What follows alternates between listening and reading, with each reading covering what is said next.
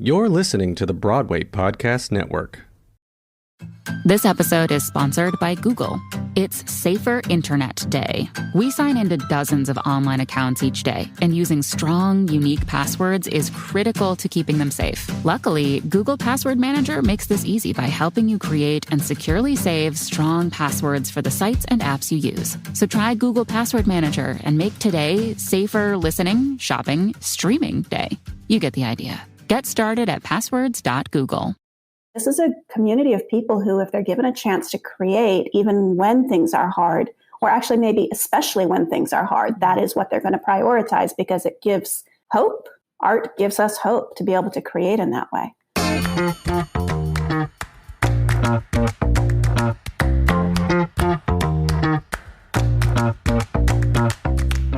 Welcome to Was It Chance, the podcast about embracing opportunity and taking intentional risk for your creative life. I'm Heather Vickery. And I'm Crazy Straw Alan Seals. And we're two perfect strangers who met by chance and embraced opportunity. Listen in as we chat with other successful people like our guest today about the risks they've taken to put themselves on a path to creative success. Success. Don't you have an app for that? To make yourself echo? Oh, yeah. Yeah. Okay, wait. No, let's not ignore our most fabulous guest because Alan and I get really full of ourselves and then we just go off on a tangent. And I'm honestly highly entertained. I'm going to sit back and watch the Alan and Heather show. Thank you. You know what? Nobody could possibly be a fan of this show and not enjoy the Alan and Heather show because we just go like the damn Energizer Bunny. But y'all, we have Rain Ross with us today. And I think that you're cool, Rain. She does something that I personally just am fascinated by. And that is using dance as a way to create community connection. Create is my word of the year for 2022. And one of the things I want to create is more community and more connection. But I don't dance, so I don't know. Rain helps people find themselves through movement. A dance professor at Stockton University. And also the very first, I'm going to get this right, the very first guest artist coordinator for the International Dance Day Festival in Lebanon, which is not, I think, the location people expected to hear come out of my mouth when I started that sentence. And you just did a movie, right? Or you're in the process of movie making dance? It's a dance film because we've switched everything to basically being online, virtual. And so I switched to making dances on film as opposed to just filming a dance on stage and putting it out there. But yeah, I just did one with my friends in Lebanon. And I want to dig in more of that. Okay. And so we're going to have to talk about what the difference is in a movie and a dance film in just a second. But this film looks at the impact of the economic crisis, COVID-19, the revolution, the Beirut, explosion, and how this has affected everyday people in Lebanon. And ask the question, what does home mean to us when it can no longer sustain us? It's fascinating. So I am an ignorant boob. and an honest one at that. So thank you for playing. Fill me in Alan on Seals, everybody. Fill me in on what I'm missing culturally outside of America. Like what's going on in Lebanon that we need to know about? Because that's a lot of information just in that little blurb, right? So in 2019, there were protests and a sort of mini revolution against the government of Lebanon because people were upset with how things were being run and the economic situation was pretty bad. And then COVID-19 hit, and so the protests and mini revolution had to stop because people couldn't be out in the streets and the economic situation got worse. Because COVID-19, right? So people couldn't work. And then I believe it was August of 2020, there was the explosion in Beirut. And Beirut is the main port for Lebanon. And so that's where most things come from and go. And it was terrifying. And I actually went and visited the site. It is still pretty awful. Wow. And even though my friends are like, oh, it looks so much better, as I look around and there's just buildings on the ground. They're just not there anymore. And when that happened, that of course impacted the ability to import and anything into the country. So prices went up for everything, which, considering the economic situation, made it even worse. And then you add to it, the government situation made it so that a lot of the potential resources that could be sent from international spaces were not going to be sent because they were afraid it would not go to the people. So there really was not a lot of economic support and help. And it's just continually gotten worse. So I was able to be there in June of 2021. And an example of how bad it is most of my friends are lucky to be able to eat one meal a day because they can't really afford much more than that. Or one of my friends, she was like, well, I can either get period products or I can have food. Ooh. And and then there was another friend who her father trying to find his heart medicine, pretty much impossible. Medicine is just really hard to come by. And so everything is just really rough right now. And that visit, so I've been going to Lebanon for a decade, and there's always something going on there. They've still been struggling from their main revolution, trying to get things really going, but there's always been hope. And this was the one time I visited where there just was no hope. I did not feel hope from anybody. It was really devastating. Oh my gosh. Okay, so let's go back. Let's get some more information. And I believe there's some chance, but maybe intentional manifestation, which is what this whole show is about in that process. You currently live in Pennsylvania. I live in Philadelphia. Yeah. Philadelphia. You were originally born in Hawaii. You're a dancer, you're a teacher, you're an actress. What led you to Lebanon a decade ago? Yeah, what's the connection to Lebanon? Yeah, That was my I'm next question. wait, okay, so I hear this and you're passionate and I feel it and it's devastating. And how? It was chance. Yeah. It really was. I had been in grad school, which, we make no money in grad school. And then I started my first job and I had student loans. I had no money and I'd not been traveling. I was really missing traveling. So the manifestation of it was I sent to the university. I was like, I'm ready to go somewhere internationally. It's been a while. Send me where I need to go. And I put that out there. And then I was headed to an academic conference, CORD, Congress on Research and Dance, and I was presenting a paper. And there was a whole group of people on this panel, and one of them was Nadra SF. And at the end of the panel, I overheard her speaking with someone else about this dance festival that she was starting. And the person was obviously not interested. And I was sitting there going, this sounds awesome. So afterwards, that conversation ended, and I'm doing my little eavesdrop, and then I go, hi, my name's Rain. I couldn't help but overhear, and I would so be interested.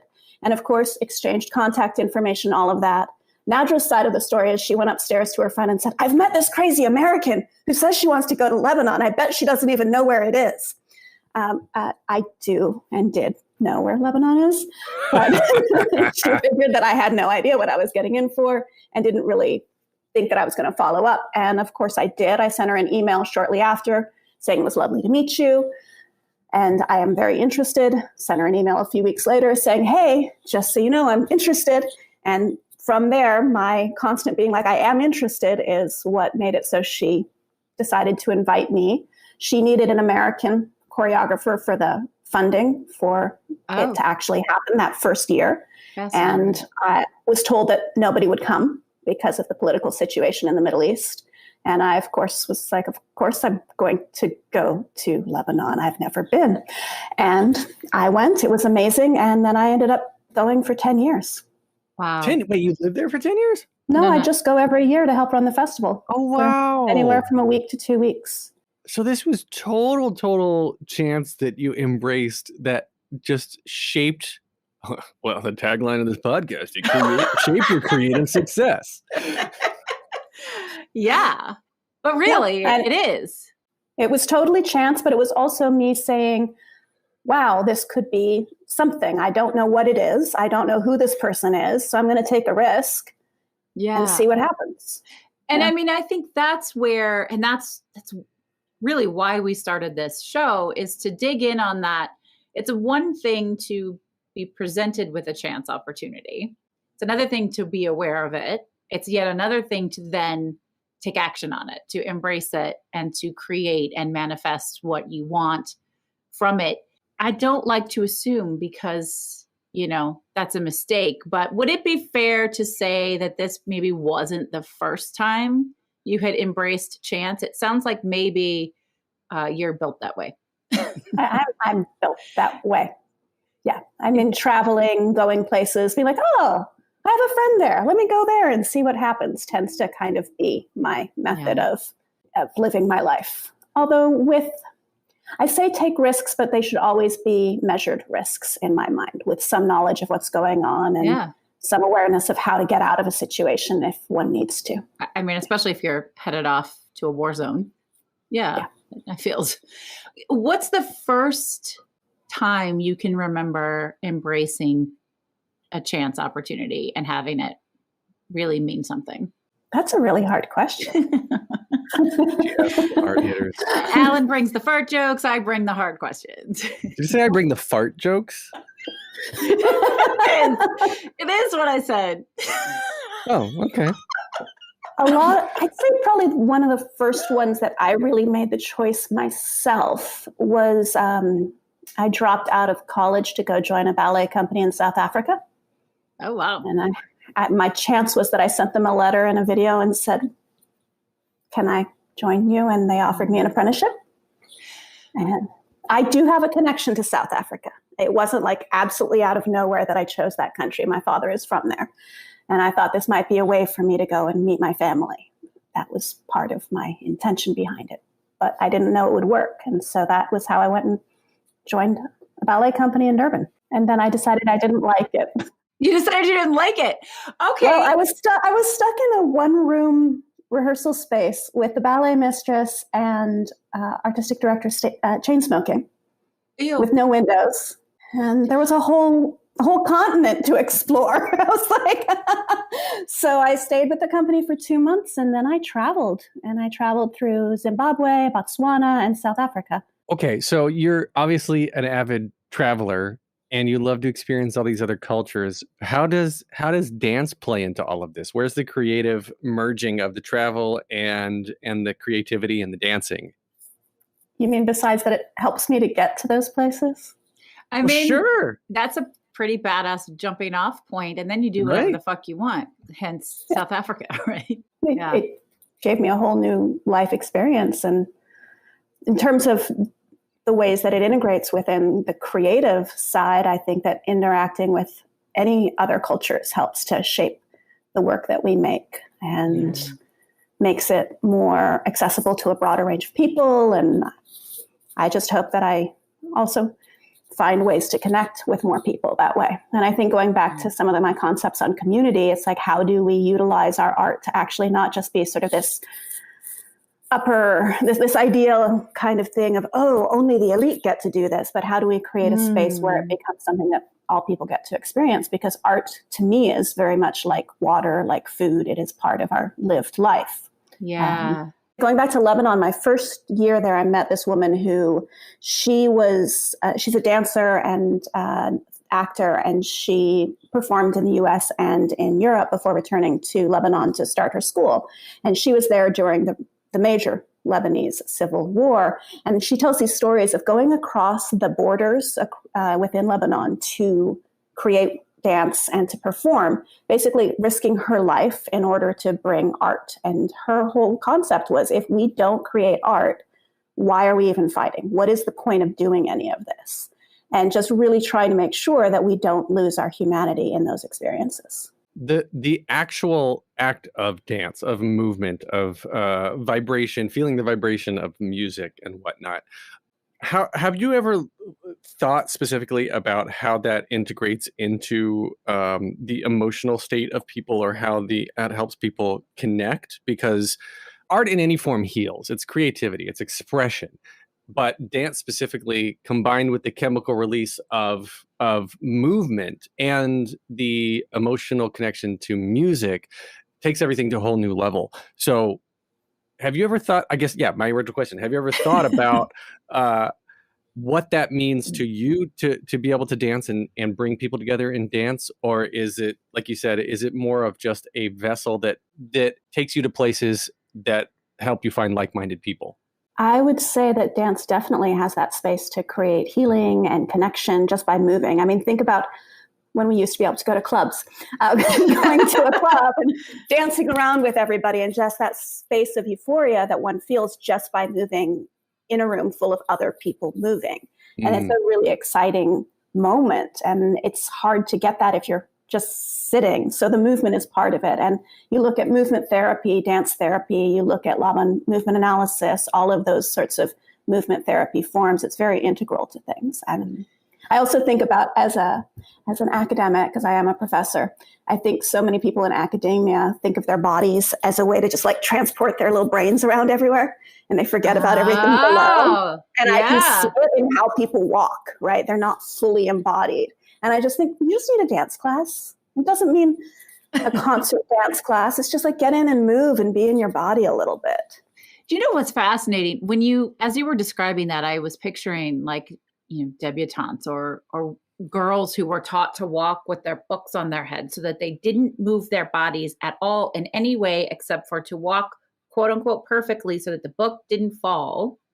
Like we're conditioned, particularly women, societally, to not use your bodies to express or to feel things all throughout. And I don't know necessarily how that's relevant, but as you were describing that, I'm like, yeah, you can see it. It's like, they're focused on their brains and they don't connect those pieces. And I wonder how that has affected us, because dance in and of itself has been around like always. And it's such an important part of so many different cultures. And I imagine it's a wonderful way to connect with different people, to learn their cultural experiences, their stories through dance. And so as we tried to condition people in America, or probably in Europe as well, but out of it, what kind of effects can that have? Well, I mean, I think a lot of it goes into that body-mind duality and that concept that those two things are separate, right? Whereas when one looks at the development, say, of a baby, if they miss a movement pattern, it actually impacts how their brain works. And so the physical movement patterns also correlate to the mental development. And so there's also a component where if you lose some of those movement patterns, it will impact the brain. And so I do think that within Western culture, we've tried to say, this is one, the body, this is the other, the mind, and they're two separate things. I think that question, when you age, which would you rather lose? Your mental capacity or physical capacity, which is, for me, I'm like, I don't understand how that is a question, because those two things are tied together, right? If my mind is going to go, I'm also going to lose a lot of my abilities to move. If my movement goes, it's going to also impact my abilities to think, because they're not separate. But yeah, I think we're very much taught that they are. 23-year-old Walt Mendez finally got his dream job, working in show business. The only problem is his new boss, a low-level talent agent with rageaholic tendencies. You're a nice person, Walt. That's going to be a problem. So listen, whatever your impulse is, do the opposite. When she has a heart attack on his first day, leaving him alone, clueless and in charge, he discovers some questionable financial dealings led by her dentist husband. I'm literally doing root canals on anything with insurance. And he turns to his ruthless predecessor for advice. Walt, grow a pair.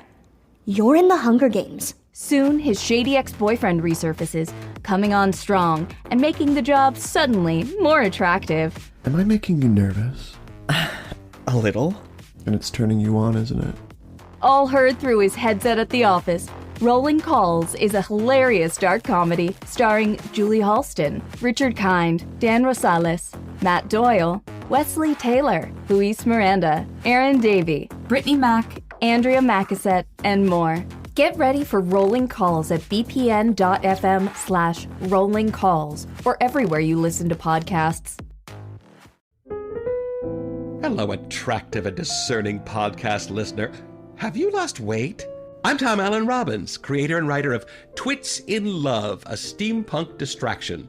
It's a radio comedy here on the Broadway Podcast Network. And I'm Michael Urie, also known as Cyril Chippington Smythe, your favorite boob and the star of Twits. We're here to tell you that in addition to being a podcast, Twits in Love is now available as a real live hold-in-your-hands book on Amazon. Or e-reader. Yes, you can get it on a Kindle. Kindle. But you can also listen to it here on the Broadway Podcast Network, performed by an unbelievable cast. Aw, shucks. Join me and a slew of amazing actors like Christian Borle, Mary Testa, Dakin Matthews, Kira Allen, James Monroe Iglehart, Lilias White, and Anne Harada in a story about the world's richest man, Cyril Chippington Smythe, his steam-powered valet Bentley, and his chinless cousin Binky, as they navigate a dystopian world in search of love and meaning. Listen to Twits in Love, available now everywhere you find podcasts, and make sure to learn more about getting the book by visiting bpn.fm/twits. Wait, where do I go? bpn.fm/twits, you boob. Yes. Or you can go to twitschronicles.com. Gotcha. When I first introduced you, I said you create community through dance. Is that part of this? Like, what does that mean to you? A lot of the work that I try to do, especially places like Lebanon, is to bring people into a space of dance. I mostly teach ballet and modern and improvisation at this point in time, but I feel that there can be classes where we all dance and we all create spaces to dance. And I think about some of the people I've been able to engage with who've never stepped into a dance studio before. And they come in and they've taken my improvisation class and they're just like, oh my goodness, I found so much of what I can do now. And it has nothing to do with dance. It's just their space of freedom of expression and freedom to communicate with other people in new ways and autonomy over the body. And to create that space in community, I think, is what I prioritize. My favorite thing to teach is actually improvisation, because so much of it is about community, about connecting with others, about finding one's own individual voice, but also sharing that with others, feeling safe enough to share that with others. And so those layers of things are what I believe really bring a community together. I love that. Alan, you look so thoughtful. Yeah. Yeah, such an introspective look on his face right now. No, this is just, it's interesting timing of this, because I interviewed somebody for my other podcast yesterday, Lauren Lataro, who's she's currently choreographed Mrs. Doubtfire on Broadway. One of her hobbies is neuroscience. And why not? And why not? And I literally was just talking about this. So was it chance? Yes, it was. That the back-to-back interviews that have to do with choreographers, dancers, the way that your brain reacts to movement. It's like you were saying, Rain, that the body and the mind are one. You don't lose one without losing the other, no matter what goes first, because they are tied together and responsible for each other's success and growth. So part of what I find really interesting is, especially with people who have brain damage or neurological disorders, that trying to get them to do things that keeps their brain from doing things that are routine. Like walking is one thing, it's good for exercise, but it's routine. But if you're walking and someone throws you a ball, you have to catch the ball. That's spontaneous, that's reactive, and that keeps brain elastic. And I think dancing, would you say, sort of does the same thing in a way of learning a new routine, learning new choreography, or even teaching? Especially as an improv. Yeah. Yeah. I think it depends. One of the things I think people love about, say, ballet class is you're going to start with pliés. It's predictable. You're going to do tendus, and then you're going to do rond de jambe. You kind of know what to expect. But even within that structure, you have things that change that allow for that elasticity. But then throughout, and that's sort of like the space where you develop a warm up so that then you can do the more complicated things to prepare your body. And yes, improvisation definitely creates a space where you don't know what's coming next. And we're trying to create new pathways, right? One of the things I try to encourage students to do is don't go for your first choice, go for your second, go for your third. Oh, try to find different. Because your first choice is your habit more often than not. Especially I teach beginning improvisation. And so then we start trying to find the habits. And then we also have the conversation of, is your habit necessarily a bad thing? Right? Because maybe it's not. We just want to know it's there. We want to acknowledge it so we can make a conscious choice to use that decision and not just go to that decision because it's your automatic go-to. I'm writing that down for the internet because that's fucking brilliant. Don't for go the for your first whole choice. internet. That's getting tattooed on my third butt cheek. I've got so many things that got to get tattooed on my butt cheeks. I think we later need to have a whole conversation about your third butt cheek. I wasn't going to bring that up, but well, no, we've had several interviews so far. I'm like, it. no, what? I don't remember if it was in the same interview or not. It's all blending together now at this point. But I said one thing was going to get on my butt cheek. The other thing that somebody said I wanted to put on my other butt cheek. So now that I'm going back, this is a callback, Heather. So now I don't have any more butt cheeks. You only tattoo your butt cheek? So like you know there's more to your body. He just wants to show it to his wife, I think. Nobody else gets to see. I mean, do they? Never mind. I don't. Whatever. Was it chance? Okay. Was it? Right. Okay. So, Rain, I would love to go back. You so graciously shared that there is a difference in a movie and a film. You were filming your dance because you could not dance live. Correct? Do I have that right? But it's a film. It's a dance film. Mm-hmm. Is that a movie? I think more that I was trying to make a difference between, say, what most people think of as a movie where there are actors with lines telling a narrative story and there's a plot and we have a beginning, middle, and end that fits within a very usually specific narrative structure. This is far more abstract than there is no speaking. And it's like 10 minutes long. It's short. 10 minutes long. Okay. Thank you for that. What you describe as the film exploring is so vast. How in the world do you do that in a 10-minute dance film? How do you express all of that? Especially when you have like 3 days to make it.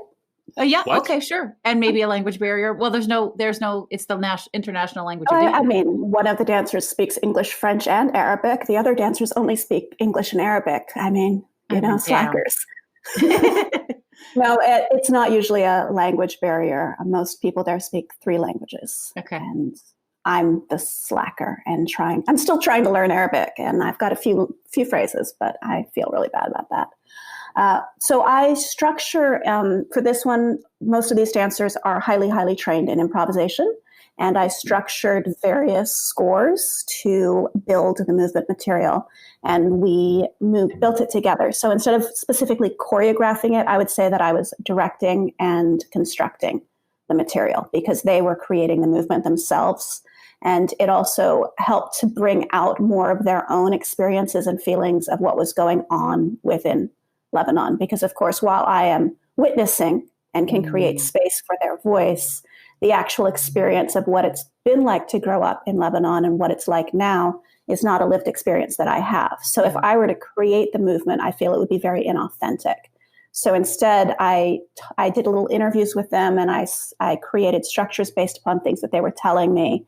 And then they built the movement phrases. And then we went to various locations in Jbeil, which is also known as Byblos, which is about an hour north of Beirut, and utilized some of those locations to also help tell the story. So that includes, there's in the background things like the castle, which would be the Crusaders' castle. There's the water, the Mediterranean Sea. There's just so much history within just this tiny city. There's the Mina, the marketplace that we also film in. And so you can see the roads where the Romans walked through. And so you can see the history of it as well. So it's not just dancers in a black box space or in a theater space, but it's in the actual space of where they grew up and where all these experiences are happening. I've heard about the Nina and the Pinta and the Santa Maria. Yeah. Idiots. Well, it's actually Mina, Meena, I believe. Oh, Mina with an M. Yeah. That's really cool.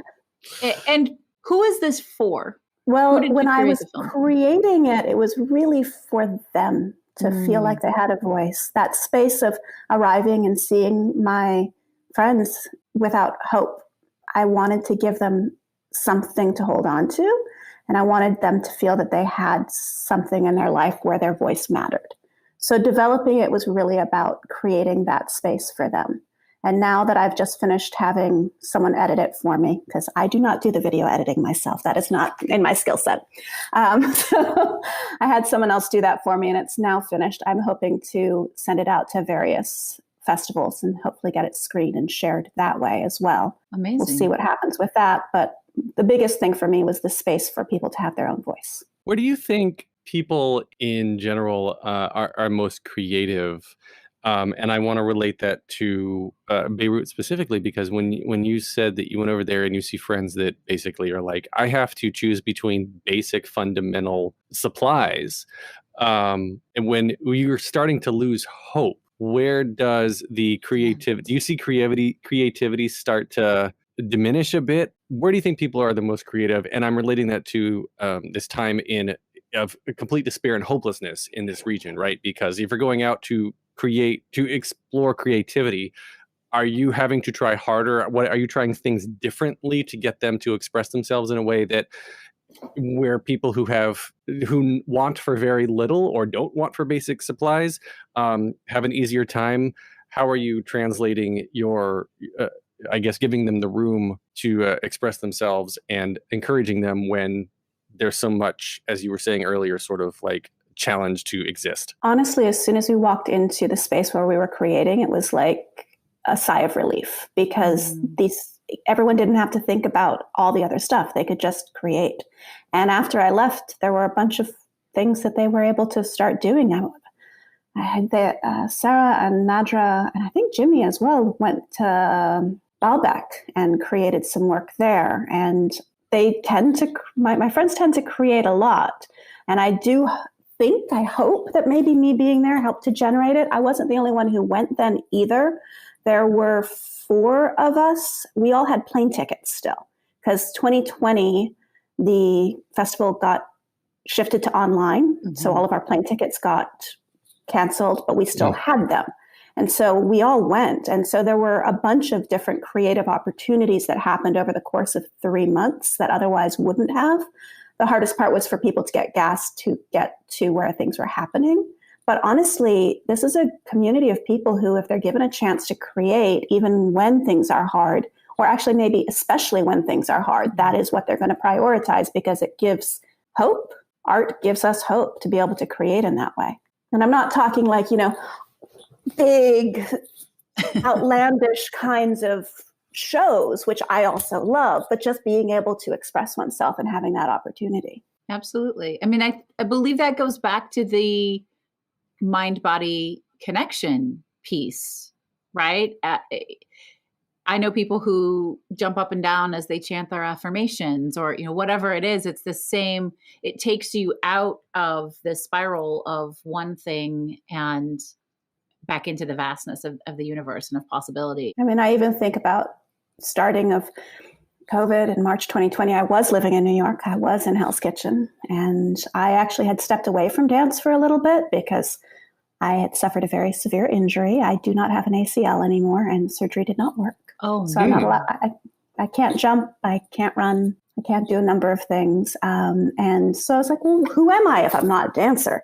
Of course, meanwhile, I'm like, I tell people all the time that just because you can't do certain things doesn't mean that you're not a dancer, but it didn't apply to me, right? But when COVID hit and like everything was just pure shit, right? And it still kind of is. When it hit in that March 2020 in New York, and I was like, I don't know what to do. I just started improvising every single day. I'd write about what the experience was. I'd set a structure for myself. I'd improvise, and then I'd post a little clip to Instagram to keep myself honest that I was doing it. And it's honestly what got me through emotionally. It was my artwork. And I think for a lot of us, that's the space when we need art the most, is when we are going through hard times. How did surgery not work with an ACL? And you don't have to talk about it if you want to, because I severed my ACL in high school. Like, popped right out of my femur and made me a new one out of my hamstring ligament sheath, which, is fun and cool. It's either that or the cadaver at the time. Anyway, I just think it's interesting to me. I love the body. So it worked for a while, and then I was like, I'm not getting any better. So it took me a while to convince a doctor to do another MRI, and then they realized the ACL had re-ruptured. There was no specific incident. There was no injury that caused it, but it had re-ruptured. And so my knee just said no. I think is pretty much, my knee was like, nah, this is how we work now. So you can't physically, truly can't do many of the things that defined you as a dancer. However, there are lots of ways, you said this to other people, to be a dancer. That doesn't have to define you. I know people who are paraplegic who dance. Maybe they move their head. Like, what does that mean? So how did you take that as somebody who embraces opportunity and chance? And once you probably, you may still be really fucking pissed about it, and I wouldn't blame you, but maybe once you got past the initial really fucking pissed about it, how did you redefine yourself and find a new way to be the dancer that you are and to do something that brings you passion and joy and hope given those circumstances? I think some of it is giving more space to other people to do more of the movement. It's also just saying these are things that are off the table. This is the restriction of the improvisation, of the movement, of any of that, right? I just don't have those options available to me. But what is on the table now? What do you do instead? Upper body, arms, extensions, turns. I can go to the floor. There's still a lot. I just can't fly anymore. And that was my favorite part. Big jumps, flying up high, dropping down to the floor, some more physical kinds of things, high energy kind of jumps and stuff like that are just not available, which were my favorite. I'm sorry. I can still put my leg up high, damn it. But honestly, that's just the tricks, right? Those are the tricks. That's and that's part of why dance is often a young person's art form. But the artistry keeps growing. When we watch an artist, at least from my perspective, when we watch an artist, we're looking at how they approach the material. What do they bring to the performance? What do they bring that they're sharing with their audience? And that isn't how high they're jumping. That isn't how many turns are they doing. It's the honesty and the opening up and the vulnerability. And that can be done by walking across the stage. Yes. So I just have to remind myself of that. I'm not always... I'm still working on it, okay? Yeah. I just remind myself constantly. What do you do in terms of mindfulness coaching for others? Because looking through the information that you have about yourself online, that's one of the things you have in there as well. So how does that play into the creative part of your life, but how do you incorporate that into your daily routine and teaching in general? So this is new for me. And I'm working with a couple of people who wanted to gain some more awareness of that connection between mind and body. And so we do some virtual movement coaching sessions where I talk them through some various movement capacities. And then we talk about things that are going on in their life and how to be more proactive about creating the life that they want. And they're finding that being in movement helps them to feel like they can do it.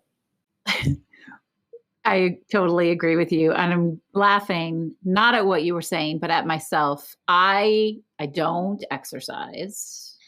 I do like movement. I keep thinking like a dance class would be a better option for me because it would be more fun, except it's hard to find one. And I don't, much like Alan, I'm like, I'm not good at it. I'm not coordinated at it. But one thing, so here's the question I have, which is what would I never said I wasn't coordinated. I'm coordinated. You said I can't dance. That's what you said. Sass no, I ass. said I'm not a dancer. I can move, but boy, am I coordinated though. Give me a soccer ball and I'm there. Okay. Fine. I'm not coordinated. I'll trip over my own feet. So I'm not coordinated and I'm not a dancer, but I'm awesome. I'm not talking shit about myself, but what is the advice as a coach in this space that you would give somebody who wants to bring in more movement to connect the mind body, but isn't really ever going to physically exert themselves? That somebody is me. What would you tell me? Well, that's actually part of why I like the work that I'm doing, because we're doing it virtually. So people can turn their cameras off, because what they're doing movement-wise, it's not about being consumed It's not about perfection by a viewer. Yeah. Right? It's about doing it for oneself. And so that it's that space of finding the joy of movement, which you said that you don't work out. I'm going to be honest. I kind of hate working out. I go and I'm just like, oh my God, I hate this. Right. Sometimes I like the after effect of that high, but I hate it in the moment. Right. So this is more about finding the joy in the movement and the joy in our bodies and finding those places in our bodies that just need a little more attention, a little more focus. And it can be gentle if that's where we're at, or it can be a little bit more aggressive if we're feeling that. We can get out some of our emotions, put on some music sometimes, right? That's part of it. Is like if we just put on music and dance around, that's an amazing experience. I hope everybody does that. That is the thing I will Children do that. We should be doing everything children do. Yeah. Because they're uninhibited. Alan, you're saying that we should be doing what children do. I think with the other podcasts, you guys talk about failure, right?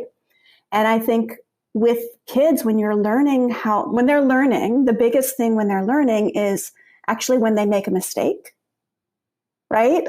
And they're like, oh, well, actually, maybe that's not a mistake. Maybe that's a new way of doing it. Or, oh, well, I guess I'm not going to do that again. But if they're constantly, quote unquote, successful, it's almost like that's not full learning. And those spaces of mistakes are actually the places where we learn the most. Yeah. Always. I mean, there is, I know that Alan and I both subscribe to the fact that there are no failures. There are just learning opportunities. And one of the notes that I had made from earlier on in our conversation, you talked about going to South Africa, seeking this opportunity, going after it, getting it, showing up, deciding this wasn't for you, and then doing something else. Now, a lot of people would have either stuck it out because I did all this work to be here and I'm just going to make this work, or felt like a failure. And it was notable to me as you were telling the story that there was none of that. You were playing with none of that. You were like, okay, I'm here. What other chance opportunities can I create? And can you tell to us a little bit about? In the moment, I actually did feel like a failure. Mm-hmm. I mean, I was 19. I was a kid, I did feel like a failure. I felt like this was my chance to be a ballet dancer. And I was about to hit 20 now, then I'd be old. But I did feel a bit like a failure, but I also felt like I knew I wasn't in a good place being there. And that continuing to be there was not the right choice for me. So I could go and do something else, or I could continue to do which was not working. And that's one thing that I'd learned pretty young is if something, you keep doing the same thing over again and it's not good for you, don't do it anymore. Yeah. But I will say the reason you didn't hear that question of failure is because I look back at that and it's part of what has shaped me, because I did step away from ballet at that point in time. And I trained in modern. I trained in Graham and Cunningham up until then. But then I started to explore more postmodern and contemporary dance. And it really changed who I am as a person and opened a lot more doors for me. So the choice to do this ended up creating who I am today. And I kind of like me. So I can't look back at that moment and consider that a failure anymore, What would you say your most notable or impactful relationship that happened by chance is? I think the qualification of the most makes it really difficult. Or just one that's notable to you. One that feels impactful. One of the most. Obviously, Nadra Asaf, who's the one who invited me to Lebanon, but I've already spoken so much about that experience that I feel that would kind of be rehashing things. But I spent a decade in Lebanon because of this woman who invited me out there, and she's always been so incredibly supportive of my work. We've also presented in Cyprus and in New York together, and have just continued to create work together, both creatively and scholarly. Yeah. And a lot of it for me, I'd say, I think about the longevity of a number of people in my life. It's not specifically in the traditional sense of mentorship where someone necessarily has constantly more experience. It's more that we mentor each other throughout. I think about one of my friends who danced with Bill T. Jones for a number of years and then transitioned into academia. And during the interview process, I was already a professor and we talked through some of that. And then at other moments, she's definitely been there to help guide me. And so we've bounced off of each other. That also was a chance meeting where she moved to Seattle when I was training there when we were both 16, and we met and we've stayed in touch and cool. have constantly been supportive of each other throughout our careers. I think about a writing project that I'm working on right now, and one of my friends who's a sociology professor is like, well, don't you have anyone to kind of help guide you through this? I'm like, no.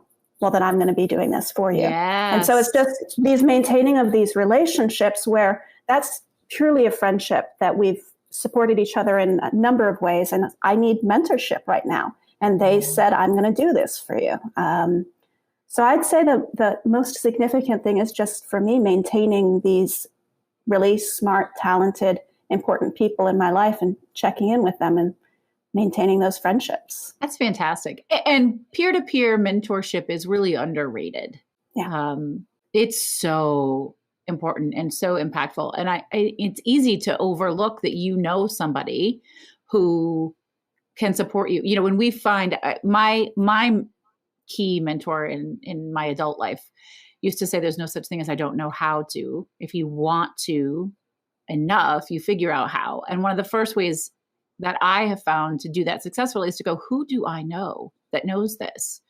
And then getting over myself and asking advice, support, accountability, mentorship of them. And I don't know about you, Rain, but I find most people are very happy to do so. Yeah, very much so. And especially, it's like, I always want to have more people doing more things. I know that's my approach to stuff. And sometimes I don't have the time, but then I'm like, here's someone else who'd be happy to help with this, or here's a resource.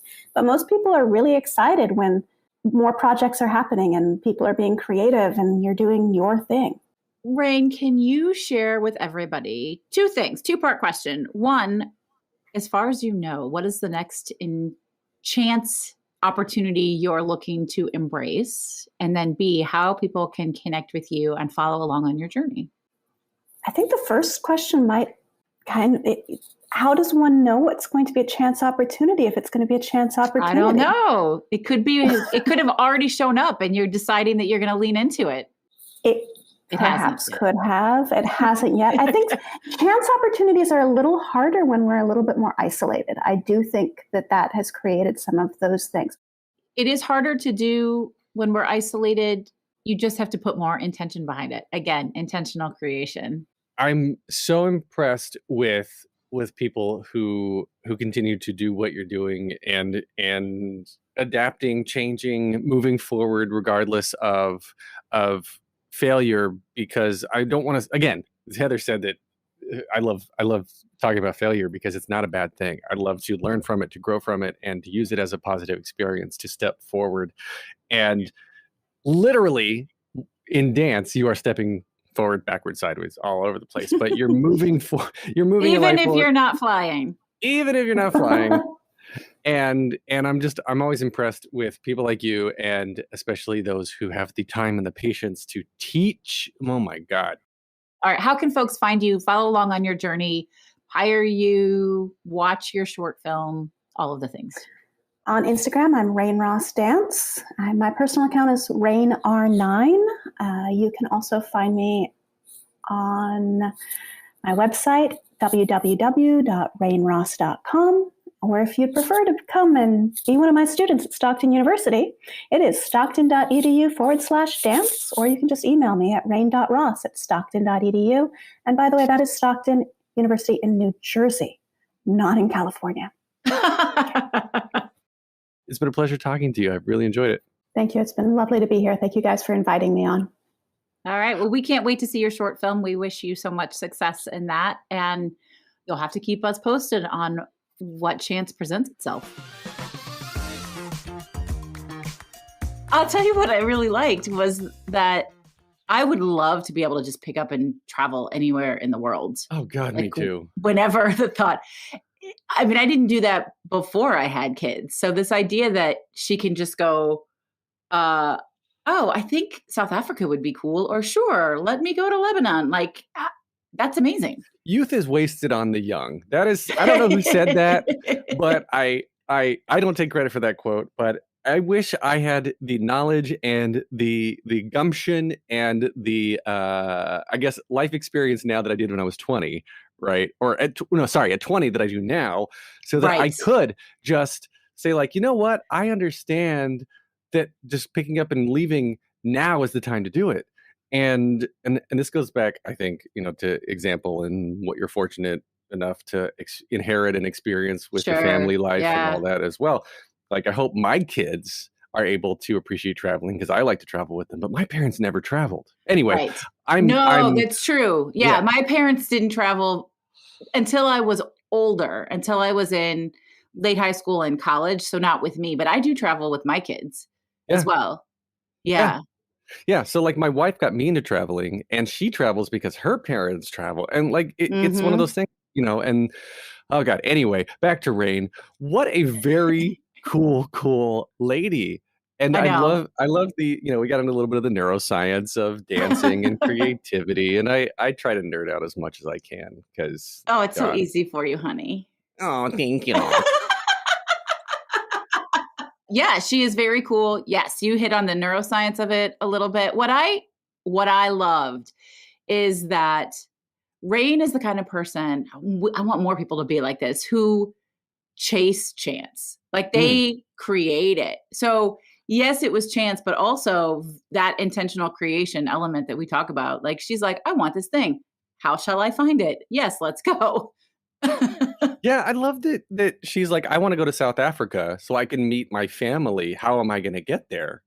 And it was just this perfect combination of chasing it down and I've Oprah-ing your idea into the world. That is now a verb that we should somehow absolutely put yes, in the it dictionary. Absolutely is. We Oprah it into the world. Oprah it into the world, and she made it happen. And then now it is in the traveling and making it to Lebanon. And now she's like for 10 years, a decade now, she's been going back there and doing all of this. Yeah. And it's just been this incredible literal life-changing experience for her, but also the selflessness of what she's doing and putting together this short film.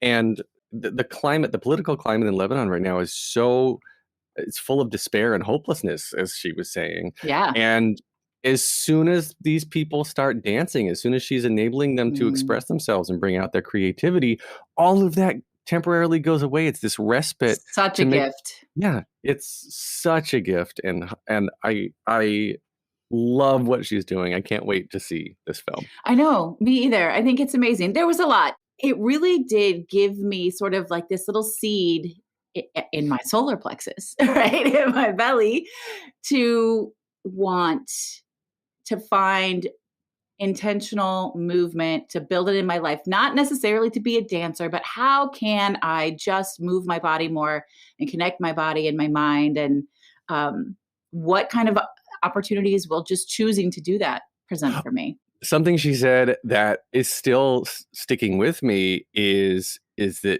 she said, if you're asked, would you rather lose your body or your mind first as you get older? And she said, how can you choose? They're intertwined. They're linked. If you lose one, you lose the other. Yep. And I believe that. And I've always believed that. And I didn't realize until she said it that I believed that, because like, that's what we've talked about keeping your mind elastic and making sure that you're doing things differently to get new experiences. And that's for the mind, but you do it with your body, and movement makes your mind want to be more receptive.